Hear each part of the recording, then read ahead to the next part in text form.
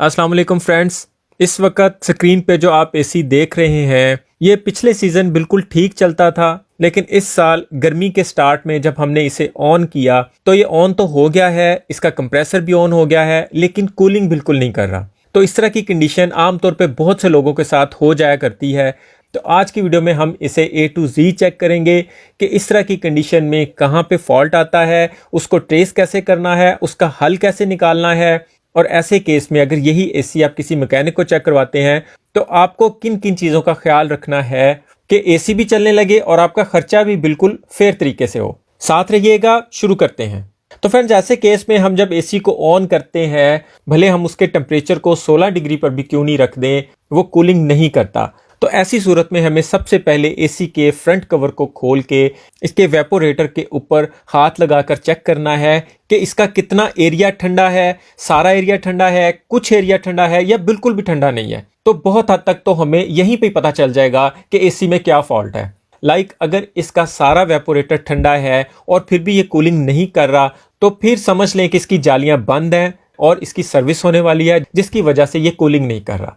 और अगर इसका वेपोरेटर हाफ ठंडा है और हाफ नहीं है, या फिर वेपोरेटर की किसी एक स्पेसिफिक जगह पर आइस जम रही है, तो उसमें 90% एसी के चोक होने की प्रॉब्लम्स आती हैं, जिसमें एसी की कैपिलरी बंद हो जाती है, ब्लॉक हो जाती है, चोक हो जाती है, जिसकी वजह से एसी कूलिंग नहीं कर रहा होता। और अगर वो टोटल ब्लॉक भी नहीं हो तो स्प्रे वाली जगह पर आइस जमना शुरू हो जाती है, लेकिन सारा वेपोरेटर ठंडा नहीं हो पाता। 90% रीजन चोक होने की होती है, जबकि 10% में गैस का लीक होना भी हो सकता है। तीसरी कंडीशन में अगर इसका वेपोरेटर किसी भी जगह से ठंडा नहीं है, मतलब पूरे वेपोरेटर पे हाथ लगाने से किसी भी जगह पे ठंडक फील नहीं हो रही, तो समझ लें इसमें माइनर लीकेज थी जो पिछले सीजन चलती रही, लेकिन 6 से 8 माह जब एसी बंद रहा, उस माइनर लीकेज की वजह से गैस लीक हो चुकी है। ऐसी सूरत में भी हमें एसी को ज्यादा देर तक नहीं चला के रखना चाहिए, उससे कंप्रेसर ज्यादा देर चलता है और हीट अप हो जाता है। अब इसे कंफर्म करने के लिए हम अम्पेयर मीटर को यूज करेंगे। ये क्लैंप मीटर अपने अम्पेयर्स के थ्रू आपको एसी के अंदर मौजूद गैस की सारी सिचुएशन बता देगा। अगर एसी में गैस बिल्कुल भी नहीं है तो ये 2 से 3 अम्पेयर के दरमियान में चलेगा, क्योंकि 1.5 टन का खाली कंप्रेसर और उसका फैन तकरीबन 2 से 3 अम्पेयर लेते हैं। और अगर इसमें थोड़ी गैस मौजूद होगी फिर ये अम्पेयर थोड़े से ज़्यादा लेगा। इसी तरह ही अगर एसी में गैस पूरी हो तो फिर आपका एसी अपने वैल्यू के हिसाब से अम्पेयर लेता है, वो भी क्लैंप मीटर बता देगा कि इसमें गैस है, ये किसी और वजह से आपको कूलिंग नहीं दे रहा। यहाँ पे ये क्लैंप मीटर हमें शो कर रहा है कि इस एसी के अंदर गैस बिल्कुल माइनर सी है, ना होने के बराबर है। और अगर यहाँ पे 8 से 10 एम्पेयर शो होते तो इसका मतलब ये था कि इसके अंदर गैस मौजूद है, लेकिन सिर्फ और सिर्फ ये एसी चोक हो गया हुआ है। अब इसकी गैस कहां से लीक है, इसे चेक करने के लिए हम कहां से स्टार्ट लेंगे और हमें किस तरह पता चलेगा कि इसके इनडोर में से गैस लीक हुई है या आउटडोर में से लीक हुई है या रास्ते में से कहीं किसी जगह से लीक हुई है, ये जज कर लेंगे तो हमें इसकी रिपेयरिंग करवाने में आसानी हो जाएगी। हमें कोई मैकेनिक मिसगाइड नहीं कर सकेगा। तो अगर आप खुद से जज कर लें तो ज्यादा अच्छी बात है, लेकिन अगर हम किसी मैकेनिक को बुला के चेक करवाते हैं तब भी हमें इन सारी चीजों का पता होना चाहिए, क्योंकि बहुत दफा मैकेनिक्स इस सोच के साथ हर चीज को खोल के देख लेते हैं कि बाद में इसको अच्छे से कस देंगे और गैस की लीकेज का मसला हल हो जाएगा। जबकि जब तक गैस की लीकेज को नहीं पकड़ेंगे और उसकी लीकेज को बंद नहीं करेंगे, तब तक हम नई गैस हरगिज चार्ज नहीं करवाएंगे। इसके लिए हम सारा काम अपनी निगरानी में करवाएंगे। तो लीकेज चेक करने के लिए सबसे पहले हम आउटडोर की तरफ जाएंगे। आउटडोर का साइड पैनल खोलेंगे और आउटडोर के जिस जगह पे पाइप लगे होते हैं उनके ऊपर हम सर्फ की झाग बनाकर लगाएंगे। और अगर यहाँ से लीकेज होगी तो यहाँ से बबल उठना शुरू हो जाएंगे और हमें आइडिया हो जाएगा कि गैस किस जगह से लीक है।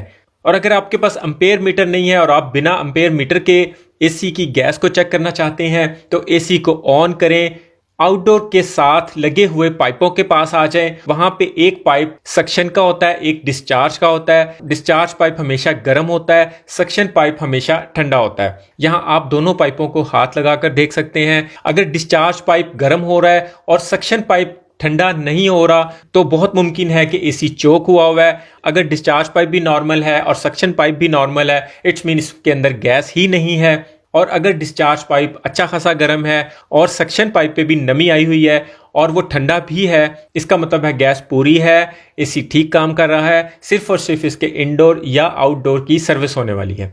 और अगर इस जगह पे आपको बबल नहीं नजर आते मतलब कंफर्म हो जाता है कि यहाँ से गैस लीक नहीं है, तो नेक्स्ट स्टेप पे हम इंडोर से सिर्फ 1 फीट के फासले पर सक्शन और डिस्चार्ज पाइप के अंदर एक जोड़ होता है जो इंडोर और आउटडोर को आपस में लिंक करता है। तो आउटडोर को चेक करने के बाद हम इन जॉइंट्स को उसी फोम की मदद से इसकी लीकेज को चेक करेंगे। किसी भी एसी में किसी भी जगह पे लीकेज को चेक करने का एक और फार्मूला भी है कि आप इसके जॉइंट्स को देखें, अगर उनके जॉइंट्स पर ऑयल आया हुआ है तो समझ लें यहाँ से लीकेज है। वो माइनर लीकेज भी हो सकती है और ज़्यादा वाली भी हो सकती है, लेकिन लीकेज वाली जगह पर हर दफ़ा ऑयल आना भी ज़रूरी नहीं होता। नॉर्मली इनके ऊपर वाइट कलर की टेप लपेटी होती है जिससे पाइपों में मौजूद कूलिंग ज़ाया नहीं होती। तो हम जॉइंट वाली जगह से टेप को काट देंगे। टेप को काटने के बाद हमें इसकी अंदर वाली साइड पे ऑयल भी नजर आ रहा है, मतलब बहुत मुमकिन है कि गैस की लीकेज इसी जगह से हो रही थी। समटाइम ऐसा भी होता है मैकेनिक गैस चार्ज करके आपसे पूरे पैसे लेके चले जाते हैं, आपका एसी पूरा सीजन ठीक चलता है, लेकिन वो कहीं ना कहीं पे इतनी माइनर लीकेज छोड़ जाते हैं जिसकी वजह से आपका एसी पूरा सीजन ठीक चलता है, लेकिन वो लीकेज इतनी माइनर होती है कि एसी में मौजूद गैस को निकलते निकलते पूरा साल लग जाता है। मतलब जैसे ही आप नेक्स्ट ईयर एसी को ऑन करते हैं तो उसमें बिल्कुल भी गैस नहीं होती, और फिर उस वक्त पे वो मैकेनिक भी जिम्मेदार नहीं होता। उसके पास एक ही बहाना होता है कि आपके एसी को कहीं ना कहीं से जंग लग गया होगा, उसकी वजह से भी और पूरा साल बंद रहने की वजह से भी कहीं ना कहीं से गैस लीक हो गई है, तो इसमें अब गैस दोबारा चार्ज करनी पड़ेगी। इस तरह बहुत से केसेस देखे गए हैं कि लोगों को हर साल ही गैस चार्ज करवाना पड़ती है। ज्यादा वाली लीकेज हो तो वो थिक फॉर्म में शो हो जाती है, लेकिन माइनर लीकेज हो तो उसके लिए फॉर्म को पतला रखना पड़ता है। फ्रेंड्स, हमने इसकी लीकेज को पॉइंट आउट कर लिया है। जिस जगह से ये लीकेज है उस जगह से छोटे छोटे बबल्स निकलते हुए आप भी देख सकते हैं। बहुत से मैकेनिक अच्छे भी होते हैं, लेकिन चूंकि इनके पास सीजन में इतना टाइम नहीं होता कि ये इतनी माइनर लीकेज को पकड़ें और उसे रिजॉल्व करें। तो फ्रेंड्स, इसकी लीक बंद करने के लिए हम इसे थोड़ा और टाइट करेंगे, लेकिन इसमें और ज़्यादा टाइट करने की गुंजाइश बिल्कुल भी नहीं थी। हम इसे खोल के फ्लायर की मदद से इसकी फिटिंग दोबारा बनाकर इसे दोबारा लगा देंगे। लेकिन जब हमने एसी के आउटडोर को 400 psi का प्रेशर देकर इसकी लीकेज का पता करना चाहा तो पता चला कि एसी के आउटडोर में भी कहीं ना कहीं पे लीकेज है। तो इसके लिए हमें एसी की लीकेज चेक करने के लिए इसे नीचे उतारना पड़ा। अगर ये थोड़ा गंदा है, ज्यादा ब्लॉक नहीं हुआ तो आम पानी के साथ किसी ब्रश की मदद से हम इसे साफ कर लेंगे। ब्रश को हम सिर्फ ऊपर से नीचे मतलब जालियों के रुख की तरफ चलाएंगे, दूसरी तरफ नहीं चलाएंगे। इसकी जालियों को टेढ़ा हरगिज नहीं होने देंगे। हम इसके वॉल को एल्की से बंद करेंगे और इसके अंदर कम से कम 400 psi का प्रेशर दे देंगे। प्रेशर देने के बाद मीटर की सुई जिस जगह पर होती है उसे नोट कर लेते हैं या उस जगह पे मार्कर से निशान लगा लेते हैं, ताकि सुई की मदद से भी हमें पता चल जाए कि प्रेशर डाउन तो नहीं हुआ। बावजूद इसके फिर सर्फ की झाग बनाएंगे और एक एक जॉइंट की लीकेज को चेक करेंगे। इसके अलावा इसके जितने यू लगे होते हैं हम इनके यू पे भी यही झाग लगाकर लीकेज चेक करेंगे। इसकी कैपिलरी को भी चेक करेंगे। इसकी लीकेज चेक करते हुए हमें एक और जगह से लीकेज मिल गई है। इस एसी की कैपिलरी भी एक जगह से लीक है, वहां से भी बबल शो कर रही है। मतलब इस एसी में अभी तक हमें 2 जगह से इसकी लीकेज मिल चुकी है, लेकिन इसके बावजूद हम फर्दर भी इसे चेक करेंगे। एसी में किसी भी जगह पे माइनर सी लीकेज भी काबिल कबूल नहीं है।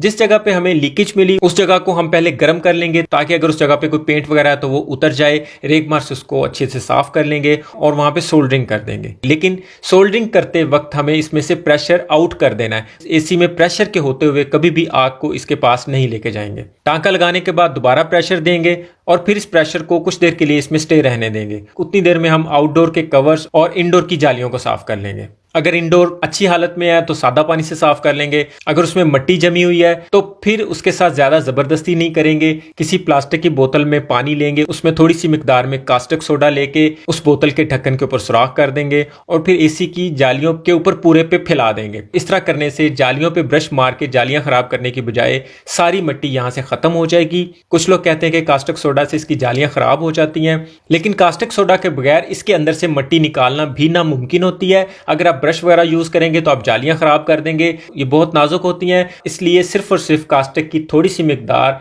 पानी में शामिल करके 2 से 5 मिनट के लिए इसके ऊपर लगाने के बाद धोने से इसकी जालियों के अंदर जमी हुई मिट्टी बिल्कुल साफ हो जाती है और ये सबसे सेफ और अच्छा तरीका है। इसकी वीडियो अलग से दे चुका हूं, आप वो भी विजिट कर सकते हैं। उसके बाद एसी को अपनी अपनी जगह पे दोबारा लगा देंगे।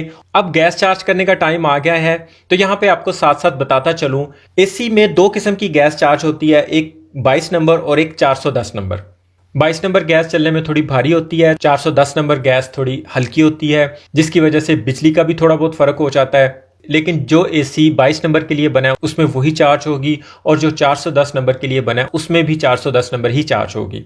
आजकल के रेट के मुताबिक 22 नंबर गैस 3500 से 4000 के दरमियान में 1 किलो है, और 410 नंबर में भी काफ़ी क्वालिटीज़ आ जाती हैं। कोई चाइना की है, कोई यूएसए की है। चाइना की 5000 से 6000 रुपये किलो, जो यूएसए की कह के बेचते हैं वो 6000 से 7000 रुपये तक किलो मिल जाती है। इसमें मैकेनिक की मजदूरी ऐड कर लें तो मुख्तलिफ एरियाज़ के लिहाज से 1000 से 2000 रुपये तक मैकेनिक भी चार्ज करते हैं। तो वो आप इसमें कैलकुलेशन कर सकते हैं कि एक एसी में कितने की गैस चार्ज हो सकती है। 1 टन के एसी में 0.25 किलो गैस चार्ज होती है, 1.5 टन के एसी में 1.25 किलो गैस चार्ज होती है। लेकिन प्रॉपर मिकदार एसी के आउटडोर के ऊपर एक स्टिकर लगा होता है, उसके ऊपर भी लिखी होती है। इवन वहां पे गैस का नंबर भी लिखा होता है कि इसमें कौन सी गैस चार्ज की हुई है। अब फ्रेंड्स, सारे मामलात यहाँ पे ठीक हैं। हमारा एसी सर्विस भी हो चुका है, इसके आउटडोर के अंदर की लीकेज भी हमने क्लियर कर दी है, इसके पाइप्स के जॉइंट्स को भी अच्छे से जॉइंट कर दिया है। अब लास्ट में इसकी एक ऐसी चीज जो कि हर मैकेनिक इग्नोर कर देता है, जो एसी के आउटडोर में गैस चार्ज करने वाली जगह के अंदर एक वाल्व होता है। वो वाल्व बिल्कुल ऐसे ही काम करता है जैसे हमारी गाड़ी या मोटरसाइकिल के टायर के अंदर वाला वाल्व काम करता है। मतलब आप उसे पुश करें तो हवा बाहर निकल आती है, जैसे ही छोड़ते हैं तो हवा बिल्कुल बंद हो जाती है। चूंकि इसके ऊपर भी एक कवर लगा होता है, इसलिए इस वाल्व को इग्नोर करके इसके कवर को टाइट कर दिया जाता है, जबकि ऐसा हरगिज नहीं है। अगर वाल्व से माइनर सी भी गैस लीक हो रही है तो इसका कवर उसे कभी भी रोक नहीं पाएगा। सो अगर आप नए सिरे से गैस चार्ज करवा रहे हैं तो वाल्व को निकाल के अच्छे से चेक कर लें, इवन उसे थोड़ा ऑयली भी कर लें। इसका वाल्व भी अंदर से खराब हो चुका हुआ था, बस वो कभी काम करता था और कभी नहीं करता था। तो हम इस वाल्व पे कंप्रोमाइज नहीं करेंगे, इसकी जगह पे हम बिल्कुल नया वाल्व लगाएंगे और फिर इसमें गैस फिलिंग कर देंगे। गैस फिलिंग करते वक्त इसकी पर्चिंग करवाना बहुत ज़रूरी होती है, ताकि सिलेंडर और आउटडोर के दरमियानी पाइप के अंदर जो एयर होती है वो एसी के अंदर नहीं चली जाए। हमेशा सिलेंडर को थोड़ा सा खोल के, जिस जगह पे एसी के साथ पाइप लगा होता है उस पाइप को हल्का सा खोल के पहले गैस को पर्च करवाते हैं, उसके बाद एसी के अंदर भेजते हैं, ताकि एसी के पाइपों में हवा या नमी की मौजूदगी बिल्कुल नामुमकिन हो जाए। एसी का कंप्रेसर अगर अच्छा काम कर रहा है तो नॉर्मली मीटर पे इसका हेड प्रेशर 50 से 60 आना चाहिए। आखिर में गैस चार्ज करते हुए हमें कैसे पता चले कि हमारे एसी के अंदर बिल्कुल पूरी गैस रिफिल हो चुकी है, ना ये कम है और ना ये ज़्यादा है? तो उसके लिए इसका बेहतरीन तरीका ये है कि आउटडोर के ऊपर जो स्टिकर लगा होता है उसके ऊपर एसी के एम्पेयर शो हो रहे होते हैं। गैस चार्ज करते वक्त एम्पेयर मीटर साथ लाजमी लगा लें। हमें एक तो एम्पेयर मीटर पे नज़र रखनी है, दूसरा हमें एसी के सक्शन पाइप के ऊपर नमी और ठंडक को चेक करना है। बहुत ज़्यादा गर्मी है तो इस जगह पे नॉर्मल ठंडक होनी चाहिए। रात का वक्त है तो यहाँ पे पानी के ड्रॉप भी आने चाहिए। अगर कंप्रेसर के बिल्कुल साथ से सक्शन पाइप ठंडा हो जाता है या यहाँ पे पानी के ड्रॉप आ जाते हैं तो इसका मतलब यही है कि आपके इंडोर के सारे पाइप इस वक्त ठंडे हैं। इस बार आप इंडोर के कवर को उठा के हाथ लगाएंगे तो आपका सारा वेपोरेटर ठंडा हुआ होगा और आपका एसी भी बहुत अच्छे से कूलिंग कर रहा होगा। और इस दफ़ा की चार्ज करवाई हुई गैस इंशाल्लाह आपके कई साल चल जाएगी। वीडियो पसंद आए तो इसे लाइक और दोस्तों में शेयर लाजमी कीजिएगा। चैनल पर नए हैं तो इसे सब्सक्राइब करके बेल के आइकन पर क्लिक कर दीजिएगा। अभी के लिए इतना ही। अपना और अपनों का ख्याल रखिएगा। बहुत बहुत शुक्रिया। अल्लाह हाफिज़।